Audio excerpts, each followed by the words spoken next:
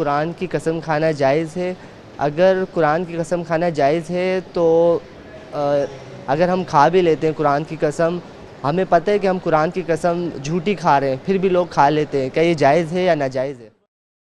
جی مفتی صاحب، قسم اللہ تعالیٰ کی ذات و صفات کی کھائی جا سکتی ہے، غیر اللہ کی قسم نہیں کھانی چاہیے،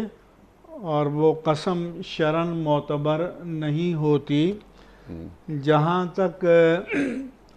قرآن کی قسم کا تعلق ہے تو یہ چونکہ قرآن اللہ کا کلام ہے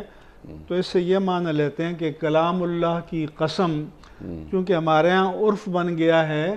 کہ کوئی شخص کسی حق بات کو،